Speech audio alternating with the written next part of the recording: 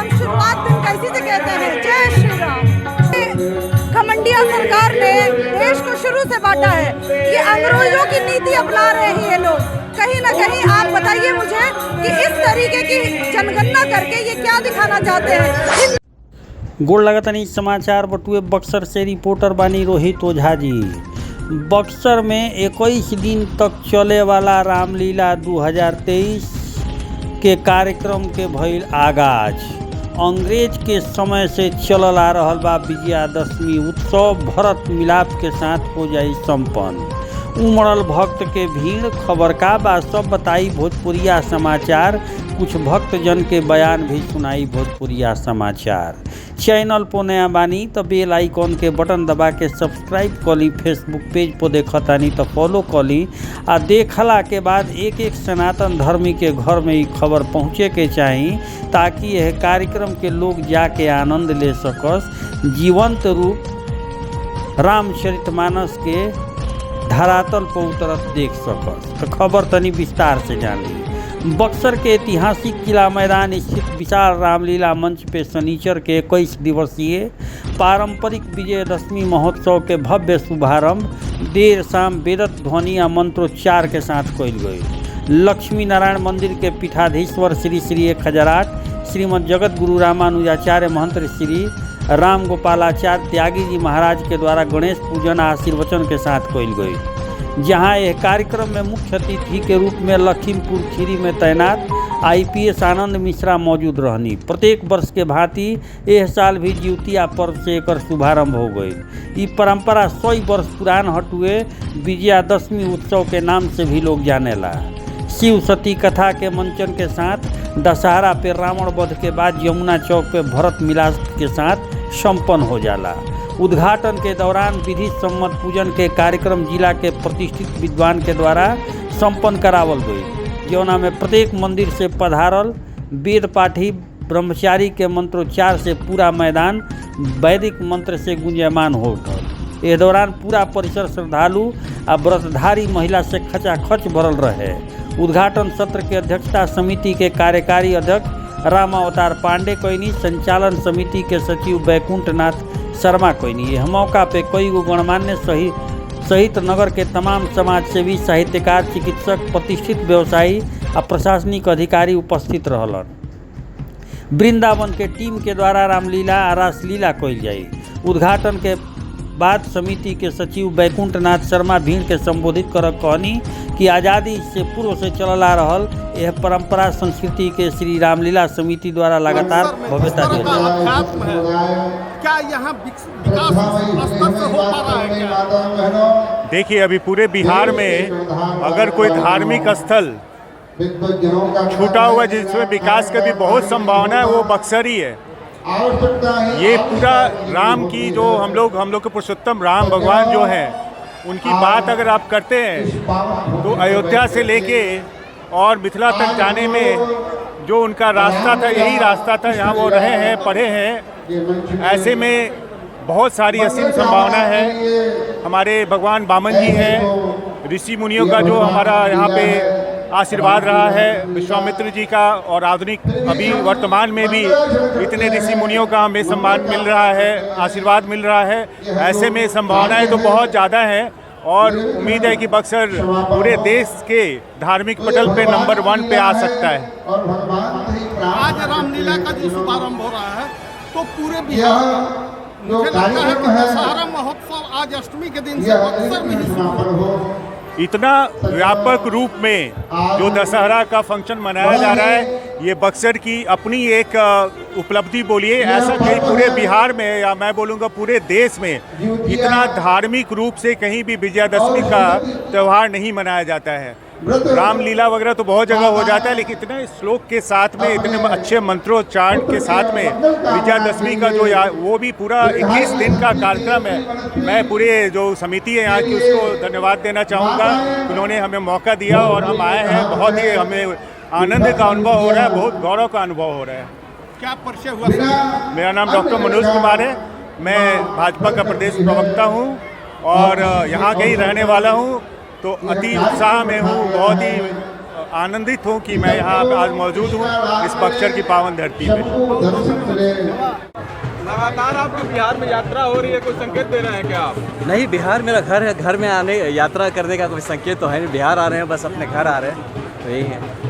जिस प्रकार से आप कहा जा रहा है कि आप आसाम में IPS है, बिहार की जो पुलिसिया व्यवस्था है, मतलब प्रशासनिक व्यवस्था है, इसको लेकर क्या कहेंगे? आप घूम रहे हैं लगातार। नहीं, हर स्टेट का देखिए क्या है कि हर स्टेट के अलग अलग सिचुएशन है, अलग अलग ज़रूरतें हैं। उस हिसाब से कोई भी एडमिनिस्ट्रेशन या पुलिस अट्यून्ड हो जाता है। तो यहाँ की जो व्यवस्था है डेफिनेटली यहाँ के हिसाब से है, और बाकी यहाँ के लोग देखें वहाँ की व्यवस्था वहाँ के हिसाब से है। तो लेकिन ये है कि हर एक बेसिक IPS होने के चलते ऑल इंडिया सर्विस जो है, तो कहीं ना कहीं एक समानता हर जगह लेके आती है। कहीं ना कहीं जो मॉरल्स एथिक्स वगैरह हैं जो पुलिसिंग में, कहीं ना कहीं एक जो कहते हैं ना कॉमन थ्रेड दौड़ता है। तो हर जगह अलग अलग सिचुएशन से अलग अलग अपॉर्चुनिटीज़ है, अच्छा बुरा हर जगह है। भारतीय जनता पार्टी लगातार नीतीश कुमार को प्रशासनिक व्यवस्था पर घेरते रहती है, वो लगातार सवाल करती है कि नहीं, यहाँ की प्रशासनिक व्यवस्था बेकार है, जंगल राज शब्द का इस्तेमाल किया जा रहा है। आपको क्या लगता है, आप आसाम और बिहार की तुलना कैसे करेंगे? नहीं, इसमें देखिए तुलना करने के तो हम उतने लायक नहीं अभी, हमको जो लगता है। लेकिन ये ज़रूर हम फिर से कहेंगे कि दोनों की अलग अलग परिस्थिति है, अलग अलग सिचुएशन है। ज़रूर ये है कि अगर बिहार में ऐसा कहा जा रहा है तो मुझे लगता है बिहार की जनता जागरूक है। शायद वो जो समझ रही है कि उसे क्या चाहिए, उसे नहीं मिल रहा, तो शायद ऐसे बातों का प्रयोग किया जा रहा हो। क्या बदलाव की आवश्यकता है? देखिए, बदलाव से ज़्यादा मैं कहूँगा सुधाराव की ज़रूरत और आवश्यकता हर जगह है। There is always a place for development, improvement, तो वो तो हर जगह है यहाँ भी। कुमार के प्रशासन को लेकर क्या कहेंगे? जिस प्रकार से चल रहा है, बिहार में जातीय जनगणना की भी शुरुआत हो गई है, कहा जा रहा है कि अब हर बात जातीय लेकर हो रही है, तो ये भी सवाल एक बनता है, क्या है? देखिए, अब मैं भी सोशियोलॉजी का स्टूडेंट रहा हूँ, UPSC में मेरा ऑप्शनल में सोशियोलॉजी था। इस हिसाब से देखा जाए तो जाति वगैरह तो जो है वो एक इनग्रेन्ड ट्रुथ हो गया है, जैसे ऐसा है कि जाति है कि जाति नहीं, एक ऐसा ही कुछ बन गया है। तो इसको लेके जिसको जहाँ जैसा यूज़ कर सकता है, कोई भी चीज़ जो समाज में अवेलेबल है लोग यूज़ करने की कोशिश करते हैं। अब ये सही है गलत है, ये शायद वक्त ही बताएगा। एक बहस और छिड़ गई है कि जो जातीय जनगणना की गई है वो गलत है, क्योंकि आप बक्सर के रहने वाले हैं। आप क्या मानते हैं कि आपके यहाँ पहुँचे थे जातीय जनगणना? मेरा मानना है कि किसी तरह का जो डेटा होता है वो डेटा अपने में गलत या सही नहीं होता है, उसका यूज़ सही या गलत किया जा सकता है, ये तो है। एक सवाल है सर, जिस प्रकार से आसाम के मुद्दे को लेकर घेरा जा रहा है, आप क्या कहेंगे? क्या वो वाकई राजनीतिक मुद्दा था या मुद्दा था? नहीं पता नहीं, अब वो तो बड़े लोग जाने क्या मुद्दा था, हमें तो अभी इस लेवल पर नहीं है इसके बारे में कुछ बता पाए। लेकिन ये ज़रूर चाहेंगे, हम मेरा यहाँ आने का जो मेन मकसद होता था, आज यहाँ पे रामलीला का शुभारंभ हुआ। एक 19 मतलब करीब 82nd ईयर है ये, तो इतने दिन से जो चल रही है, इतने साल से, तो यहाँ इस मौका में आने का मौका मिला। एक श्री रामचंद्र से रिलेटेड इतना क्लोजली ये है, उनकी ये शिक्षा भूमि रही है। यहाँ आके एक मौका मिला मुझे यहाँ पार्टिसिपेट करने के लिए। मैं बता नहीं सकता हूँ आपको कि क्या महसूस कर रहा हूँ मैं। सर, आप रामलीला में रामलीला मंच पर आज पहुंचे हुए हैं आप, यहाँ पे शुरुआत हो रहा है, प्रारंभ हो रहा है रामलीला का, क्या कहना चाहिए? सबसे पहले तो मैं इस नगरी को धन्यवाद दूंगी जिसने मुझे जन्म दिया। इस धरती पे के आके मैं यहाँ के लोगों का अभिनंदन करूँगी। इतना बड़ा आयोजन जो हमारे सनातन धर्म को दिखाता है, हमारी संस्कृति को जिंदा रखता है। राम की शिक्षा भूमि, विश्वामित्र की तपोभूमि, जिस जगह पे बाबा परमेश्वर नाथ है और जहाँ पे इतनी अच्छी जनता है और इतने अच्छे युवा हैं, इतनी अच्छी माएँ महिलाएं हैं जो आधी रात में भी इस तरीके से हमारे गुरु जी के संरक्षण में भजन सुनने के लिए बैठी हुई है और इस आयोजन में कार्यक्रम में सम्मिलित हुई है। सबसे मैं ये मातृशक्ति को नमन करूंगी और ऐसी माताएं जो अपने घर का सारा कार्य करते हुए इस आयोजन को पूरी रात तक देखने आई है, ऐसी मातृशक्ति बक्सर की नगरी को नमन है। दूसरी चीज, ऐसे ही कार्यक्रम अगर हम अनेकों बार कराएं, जैसा कि बक्सर की धरती पे ये कार्यक्रम होता आया है, युगों युगों तक चलता आया है, अनेकों सांस्कृतिक कार्यक्रम होता आया है। इस सांस्कृतिक कार्यक्रम को ऐसे कराने वाले लोगों को मैं नमन करूंगी, क्योंकि उन्होंने ही हमारी संस्कृति को जिंदा रखा है। आज कहीं न कहीं देश से लेकर विदेश तक आज रामायण हनुमान चालीसा पढ़ा जा रहा है, तो ये इसी संस्कृति की देन है, ये इसी बक्सर की नगरी की देन है कि इसी युग युग तक यही कहा जाएगा, सनातन धर्म बाबा परमेश्वर नाथ की जय। जब तक नाम रहेगा तब तक यहाँ पे रामायण और रामलीला मंच पर रामलीला होता रहेगा। जब तक मनुष्य का एक भी जीव जिंदा है तब तक राम नाम जिंदा रहेगा।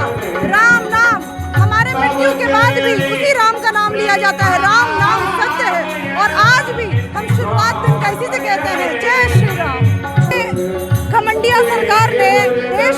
से बांटा है। ये अंग्रेजों की नीति अपना रहे हैं ये लोग। कहीं ना कहीं आप बताइए मुझे कि इस तरीके की जनगणना करके ये क्या दिखाना चाहते हैं। हिंदू को हिंदू से लड़वा रहे हैं। अभी तक इन्होंने हिंदुओं को मुस्लिम से लड़वाया। MY का समीकरण इन्होंने डाला। इन्होंने ही बोला बुरा बाल साफ करो, ये लालू प्रसाद की नीति थी। आज इन्होंने हिंदू को लड़ाया, कल मुस्लिम को लड़ाया। तो सच मानिए तो पूरा हिंदुत्व, पूरा सनातन और सारे धर्म एक मिल के काम कर रहे हैं। और उसी योग से आगे प्रधानमंत्री के नेतृत्व में नारी शक्ति को 33% आरक्षण दिया गया। कहीं ना कहीं ये सब दिखाता है कि क्या उस नारी में कोई अल्पसंख्यक की नहीं थी। सारे लोगों को, सारे वर्गों को प्रधानमंत्री ने नेतृत्व करने का मौका दिया। नारी शक्ति को जय बोला अपनी मातृ। जनगणना करने के लिए क्या जनगणना करने के लिए सभी के घरों पे पहुंचेंगे लोग? सभी लोग सभी के घर पे जनगणना करने के लिए लोग पहुंचे होंगे? बिल्कुल नहीं। मैं आपको बताती हूँ हमारे कितने ऐसे, हमारा सर्वे है, भारतीय जनता पार्टी का एक सर्वे हुआ जिसमें मैं कि कितने वर्ग के लोगों के पास गई और मैंने पूछा कि क्या आपके पास सर्वे के लिए कोई आया था। किसी ने कहा हमें तो पता ही नहीं है। एक बात बताइए मुझे, मैं पूछती हूँ तेजस्वी यादव जी से कि उनकी पत्नी क्रिश्चियन है, उनकी पत्नी क्रिश्चियन है, किस रूप में आपने जनगणना किया होगा? क्या आपने किया होगा उस जनगणना में? अपनी पत्नी को कौन सा रूप दिया होगा? तो ये बताएं पहले। देखिए ये बांटने की राजनीति है। ये कहीं ना कहीं पहले सनातन धर्म पे वार करते हैं, फिर महिलाओं पे वार करते हैं और आज ये पड़ गए जातीय जनगणना करा के।